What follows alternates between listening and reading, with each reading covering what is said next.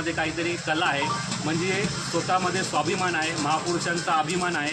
आणि कोणी अंगामध्ये कला, जसे कोणी बासुरी वाजवतं, कोणी तबला वाजवतं, कोणी ढोलकी वाजवतं आणि आपला संगोपनाचा जो दिवसभराचा जो खर्च आहे किंवा आपला महिन्याभराचं राशन आहे ते पूर्ण हे करतात। मनीष सर आहेत, हे बघा लहानपणापासून अंध नाहीत, तर अचानक म्हणजे ते स्वतः एक इंजिनियर आहेत आणि आयुष्याच्या मध्ये असं वळण आलं, देवाने त्यांची दृष्टी घेतली, म्हणजे दृष्टी घेतली तर घेतली, पण पुढे ते थांबले नाहीत। जगण्याचं एक जिद्द म्हणजे अंध लोकांकडून असं शिकायला भेटतं आहे की बघा हे स्वतः अंध आहेत, आपला जो सामान्य माणूस आहे जो त्यांनी थोडेसे डोळे लावले तर त्याचं खूप घाबरल्यासारखं होतं, पण यांच्यासाठी देवाने अशी देणगी दिली आहे। यांच्यामध्ये जी जिद्द आहे, जगण्याची जी कला आहे, जगण्याचा जो संघर्ष आहे ते योग्य रीतीने ते जगतात। आणि हे स्वतः इंजिनियर असून मध्यस्थी यांची डोळ्याची पापणी किंवा आपला जो भुवई असते त्याप्रमाणे पूर्ण यांचे डोळे गेलेले आहेत।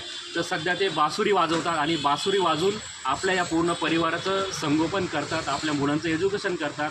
तर आपण सावली फाउंडेशनतर्फे त्यांना बोलावून त्यांचा सत्कार केलेला, त्यांना खूप म्हणजे खूप अभिमान वाटला आहे की मला कुणीतरी बोलवलं इथं, आणि आम्हीसुद्धा सावली फाउंडेशनतर्फे त्यांचं खूप स्वागत करतो, त्यांना पुढील वाटचालीसाठी खूप शुभेच्छा देतो की तुम्ही आम्ही तुमच्याकडे दयेच्या नजरेने नाही पाहत, तर तुम्ही काहीतरी तुम्हाला आम्ही